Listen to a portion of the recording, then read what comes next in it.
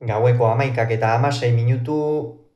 Senar eta Eskirozek lehen puntua eskuratu dute Logroñoko San Mateo torneoan Amiano eta Imazi 22 eta 17 irabazi ostean bikotentzat lehen partida zen, gogoratuko dugu Amianok profesionaletan izan duen bigarren norgehiagoka izan dela gaurkoa, aurrekoa debuta izan zuen, Irunen bertan irabaztea lortu zuen, gaur Bizkartzain izan duen Imazen eta Jakaren aurka, bera Mari Eskurrenarekin zela, gaurkoan berriz galtzea egokitu zaio San Mateoko lehen partida honetan, baina hala ere itxura oso ona eman du Irungo aurrelariak.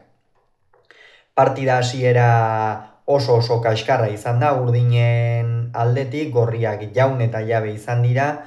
asko galdu dute urdinek, batez ere Ander Imaz atzean ez dugu nagusitzen ikusi, eta hori zen apur bat bikotearen zentzua hori da. Imazek atzean dominatu eta Amiano aurrek alde horretan, profesionaletan hasi berri den honetan ahalik eta erosoen aritzea, baina hasiera horretan oso bestelako egoera egokitu zaie urdinei eta aldiz gorriak haizea alde zutela ibili dira, atzean Eskiroz oso sendo eta egoki, eta aurrean Senar bizi eta gainera tantoak amaitzeko erraztasunarekin. Gero baina Amianok sake hartu duenean eta pilota aldatu dutenean Imaz asentatu da, eta baita Unai Amiano ere naiz eta hasieran asentatua zen, bera ere.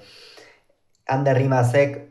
pilotakada gehienak gozatu ditu, Josu Eskirozi bizkarra erakusten hasi da eta ondorioz Unai Amianok aurrean askoz ere abagune gehiago izan ditu, eta ezkerra da,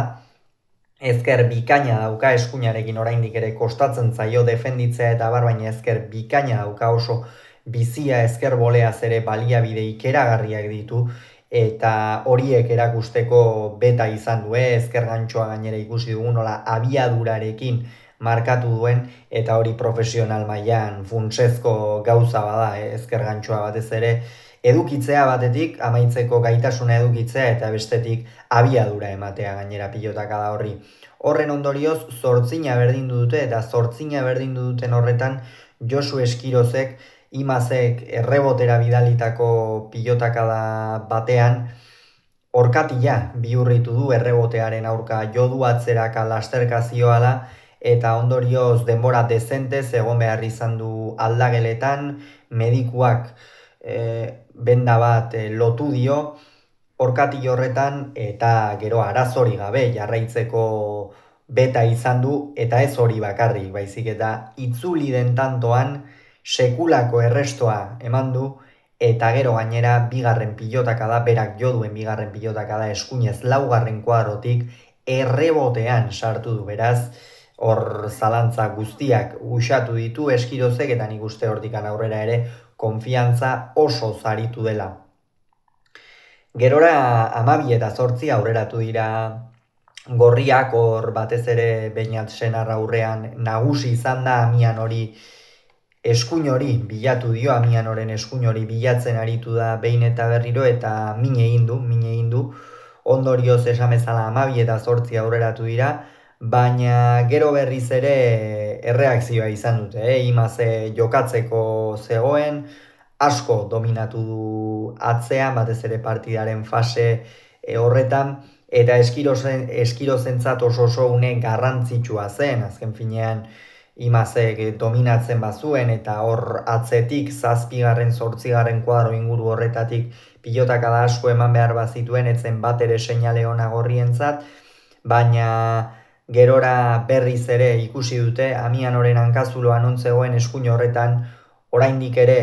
profesionaletan hasi berri da, material desberdina da, eta oraindik ere kostako zaio, baina nik uste lortuko duela, eskuin horrekin defentsa hori lortzea, eta behin lortzen duenean hor oso kontutan hartzeko pilotaria izango da, naiz eta debutatu duen honetan ere, eta gaurko partida ikusita erakutsi duen badela, oso kontutan hartzeko pilotaria. Azkenerako 18 eta 14 ere aurreratu dira, eta azken tantoetan Ander Imaz ikusi dugu asko gozatzen, naiz eta aurretikan pilota garbi bat galdu duen, eta hori ia erabakigarria izan den, baina azken tantoetan asko gozatzen ikusi dugu, ondorioz